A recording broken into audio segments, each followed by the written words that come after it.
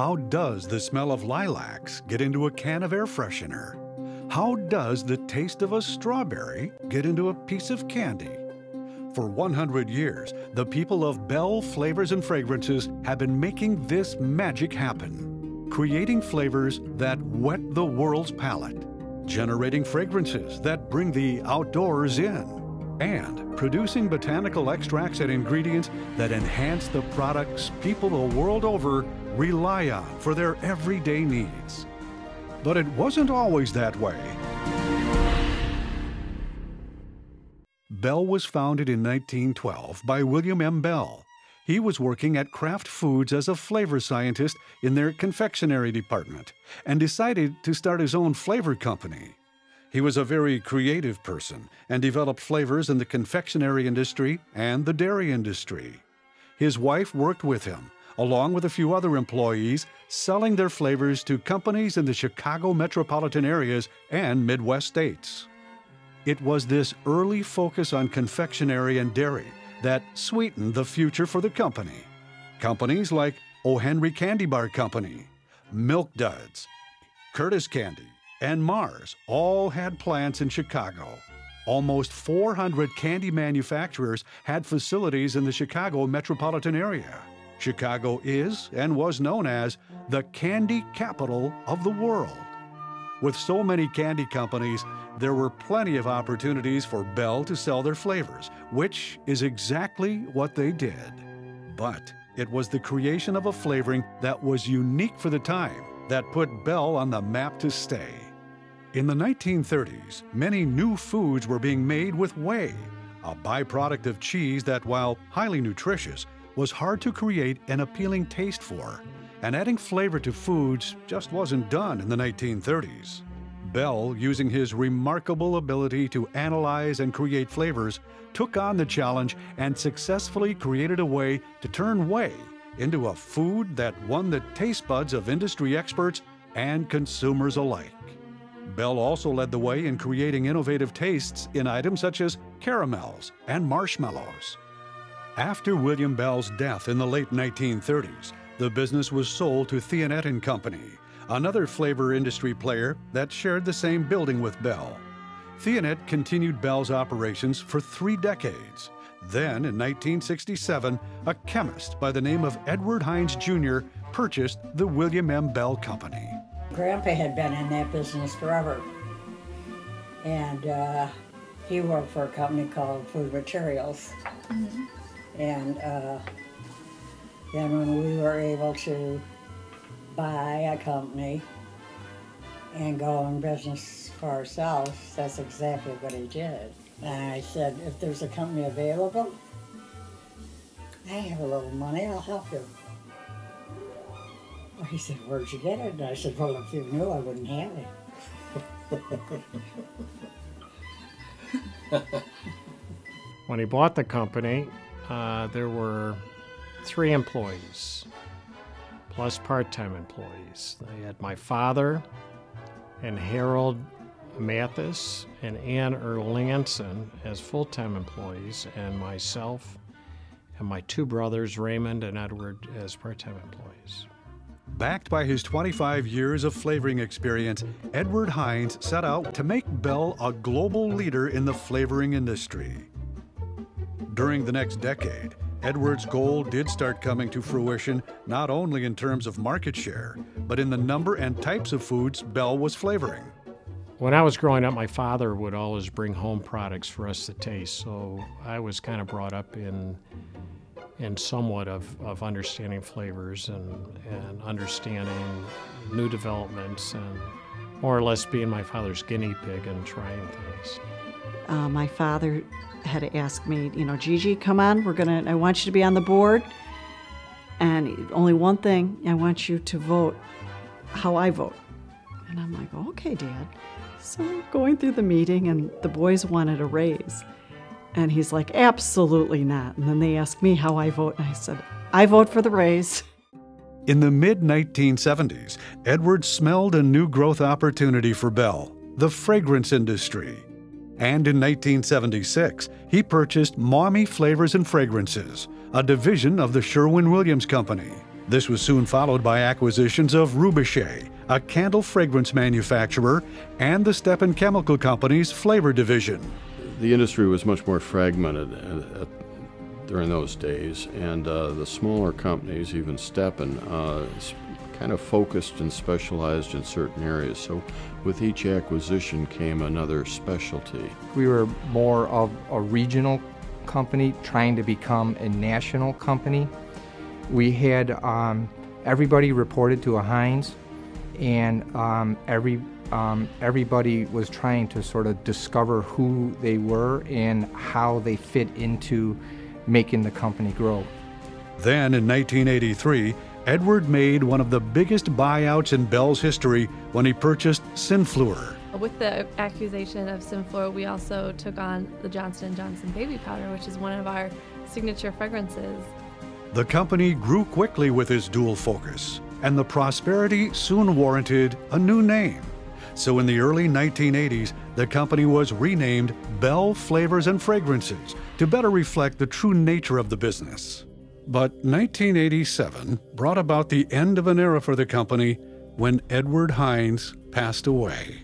When I would have a problem, I would go see Mr. Heinz, and he would, question about regulatory, he would say, "Sit a while, won't you?" And I would sit down, and he would explain to me the whole process. He would explain ins and outs of the flavor industry, and he took a lot of time with me, and he really was very patient.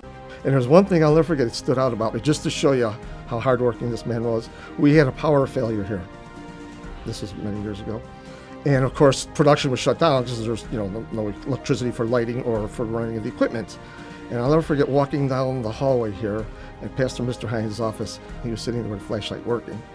I was stunned, like, wow, this nonstop work, And I kind of felt guilty. I'm like, oh, I should be doing something. Here's the boss. What's wrong with this picture? The boss is working, and I'm like, The company's leadership was passed on to his three sons. Jim, Raymond, and Reb continued their father's passion for the business, resulting in even greater expansion and growth. We went to Germany in 1990 after German reunification between the East and West Germany, and we went to the government organization called the Treuhandanstalt in Berlin. We asked them if they had any flavor or fragrance companies that they were trying to privatize on the eastern side. And finally we got to Miltitz, and we knew that. You could smell the air and you knew it was a flavor and fragrance company, and it actually was the mother firm, the first flavor and fragrance company in the world. And so they called us 2 years later and said, if you're still interested, come back to Germany and see what you can do. Having originally been built to serve the entire Eastern Bloc for all of its flavor and fragrance needs, the equipment was just pristine. It was large. Everything it produced was in boxcar, train, rail car size. Schimmel was, quite a famous firm within the flavor and fragrance industry because it's considered the mother firm of the industry. They developed there most of the techniques that are still used in the flavor and fragrance industry, like distillation. Quite important people that worked there, like Dr. Otto Wallach, who was a Nobel Prize winner in 1910 for chemistry. With more than 40 R&D professionals, 20 of whom hold doctorates, Schimmel's, and now Bell's, tradition of innovation and research continues to create award-winning products throughout the world. This facility is also home to the Schimmel Library, the oldest chemical library in the world. It has collections of some of the earliest and most pioneering work to ever be developed and studied in this industry. My father started out, and we were a domestic corporation. My brothers had a vision to go global before there was even a concept of, like with Google and with the internet. The young people think that everything is as accessible as it is today, and it wasn't then. And their vision catapulted us into the global markets. And once we were in the global markets, we were able to do business in places where the larger companies weren't able to go.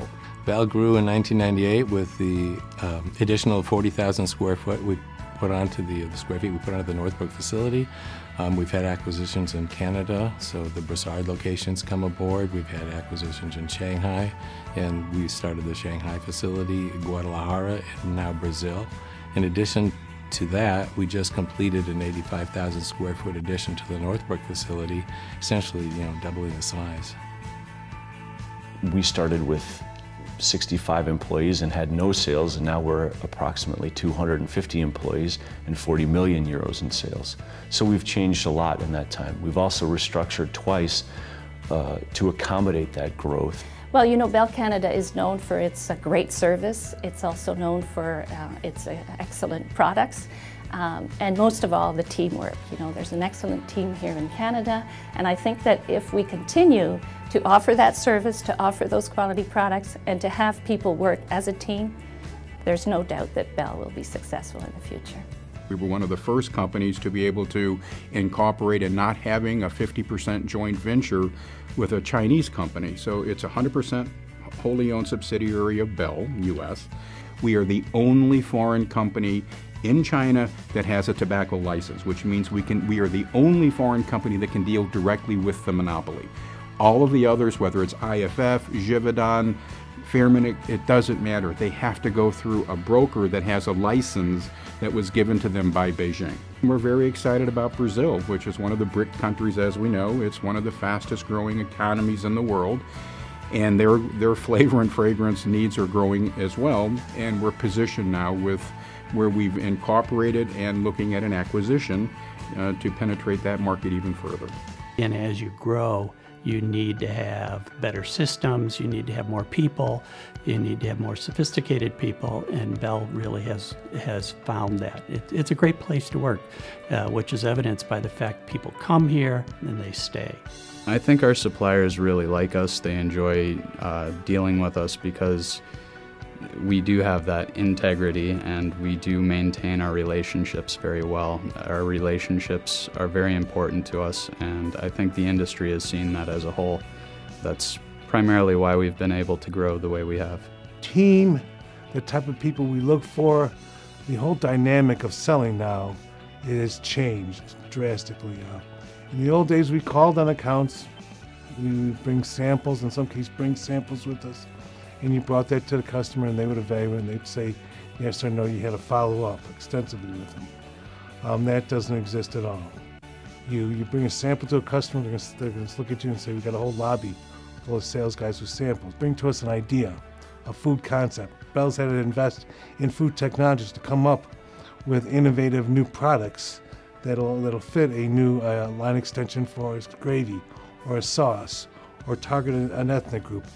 We've changed along with society, along with the way corporations change. What we haven't lost, though, is the personal touch. Every product here is custom made. We don't stock it. So there's a certain lead time when a customer places an order. When you place an order with the much larger corporations, they may have a standard lead time of, let's say, 3 weeks. If the customer says, well, I need it in a hurry, the answer is, it'll be 3 weeks. And here, sometimes we can get it out the next day. We have a more personal touch with the customers. We know if they're in a panic. And so we've actually adapted for that. We have very few product rejections. Our customers know and trust us. They know that when they place an order for a product that it's going to be the same quality every time, that they don't have to worry about how their end product is going to produce and get out to the marketplace. They trust us in the fact that we're going to work with them on pricing, that we're going to work with them on lead times, we're going to work with them to help them build their business and develop products that are going to help their business to grow also. As any good business analyst will tell you, a company's future is only as good as its people. And fortunately for Bell, its next 100 years look really great. Bell has been successful because the Heinz family and the management of the company have invested in the specific resources of finding the best people in the flavor and fragrance industry. It's just such a great environment. I think Bell being a family company, its family atmosphere definitely shines through in its employee environment. Mrs. Heinz, what a glamorous, glamorous lady. She truly is a matriarch to the company. I think that word fits her, an icon to both Bell and to the industry. Kind of the Estee Lauder of Bell, you might say. Very classy, very congenial, benevolent, I guess is a word that I would use to describe her. One of the characteristics of our meetings, we start every board meeting with an invocation by Mrs. Heinz, the matriarch of the company, by Rhett. And we pray that God will inform our decision making, will give us wisdom and judgment. And all of that bespeaks an attitude of a company that looks to do the right thing, looks to do the right thing by its customers, by its suppliers, by its employees, and then last, by its stockholders. From simple beginnings 100 years ago, selling his confectionery flavorings to ice cream parlors, grocery stores, and soda pop shops, could William Bell ever have envisioned his company becoming what it is today? Today, Bell Flavors and Fragrances has grown into a global multi-million-dollar company that develops creative flavors and fragrances for the food, beverage, cosmetic, household care, personal care, oral care, and tobacco companies throughout the world. But there is definitely one aspect of the company William Bell and even his successor Edward Heinz would recognize.